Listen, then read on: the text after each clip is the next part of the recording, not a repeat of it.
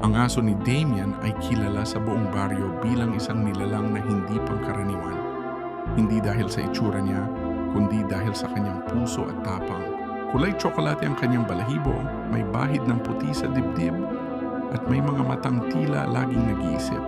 Bata pa lang si Damian ay kasama na niya ang asong ito at sabay silang lumaki sa ilalim ng araw at ulan ng bukirin. Ang aso pas di damerbitas lapat sa may tatanda sa bata at magining sa mga hayop sa paligid. Kapag may dumarating na bisita, hindi siya agad tatahol. Sa halip iikot muna siya, tila sinusukat ang loob ng tao bago magpakita ng kilos. Ngunit kapag alam niyang mabuti ang pakay ng bisita, agad siyang magiging mapaglaro at mapagkalinga. Sa araw-araw, sinusundan niya si Damian saan man magpunta, sa bukid, sa ilog, or sa paanan ng bundok. Tila ba siya ang anino ng kanyang amo? Ang pagiging mabait ng aso ni Damian ay hindi ipinipilit. Ito'y natural na dumadaloy mula sa kanyang pagkatao, parang isang tahimik ngunit matibay na pangako na siya'y maglilingkod.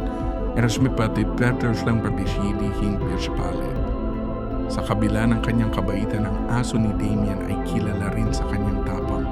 Hindi siya ang uri ng asong naghahanap ng gulo, ngunit kapag may banta, buong tapang niyang haharapin ito. Isang gabi nang may mga magnanakaw na nagtangkang pasukin ang kamalig ng baryo, siya ang unang nakaramdam ng panganib. O hindi siya umatras kahit mas marami ang kalaban. Tumahol siya ng malakas at humarang sa daan. Nagbibigay babala hindi lamang sa mga magnanakaw kundi pati sa mga kapitbahay. Dahil sa kanyang tapang, nagising ang buong baryo at napaalis ang mga masasamang loob.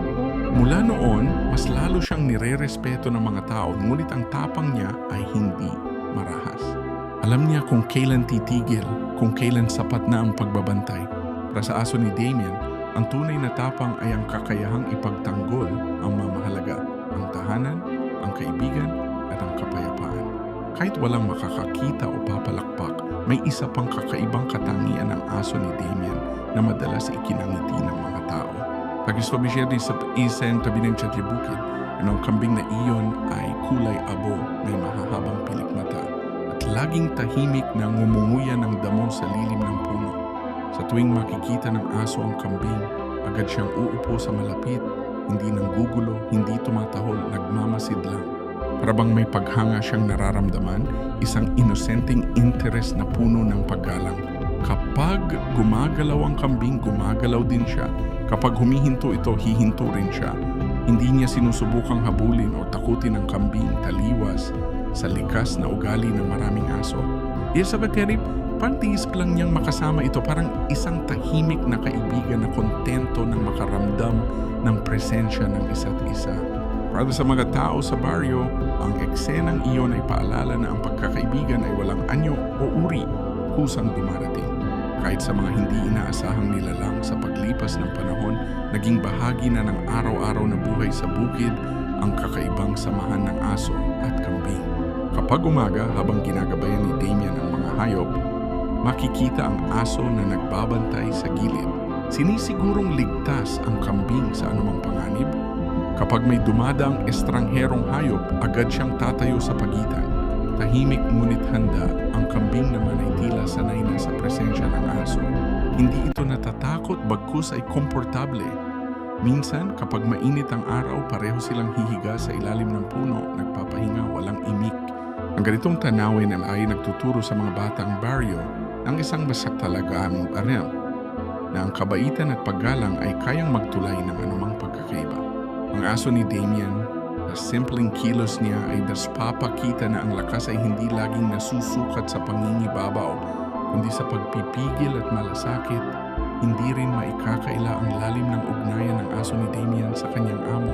Kapag malungkot si Damian, tila ramdam yon ng aso. Lalapit, ipapatong ang ulo sa tuhod ng bata at mananatili ron hanggang gumaan ang pakiramdam. Kapag masaya si Damian, siya ang unang makikipaglaro, tatakbo at iikot sa damuhan. Isobad hindi nagsasalita, ngunit ang kanyang mga kilos ay puno ng wika ng katapatan. Sa bawat hakbang ni Damian tungo sa pagtanda, naroon ang aso bilang saksi at kasama. Sa kabawta araw na magkasama sila, mas tumitibay ang paniniwala ng baryo na ang aso ni Damien ay hindi lamang alaga, kundi kaibigan, tagapagtanggol at guro ng mga aral na hindi matututunan sa paaralan. Dumaan ang mga taon at nagbago man ang anyo ng baryo, nanatili ang alaala ng kabaitan at tapang ng aso ni Damien. Maraming batang lumaki na nakasaksi sa kanyang mga gawa ang nagkwento ng kanyang kabayanihan, kung paano siya tumulong, nagbantay at nagmahal ng tahimik.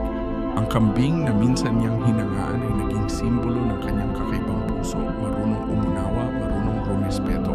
Sa mga kwentuhan sa gabi, madalas siyang banggitin bilang halimbawa ng mabuting nilalang, hindi perpekto, ngunit totoo. Ang kanyang buhay ay nagpapaalala na hindi kailangang maging dakila sa mata ng mundo upang maging mahalaga.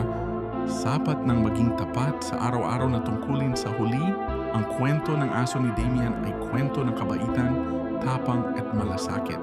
Mga katangiang bihira ngunit kailanmay hindi naluluma.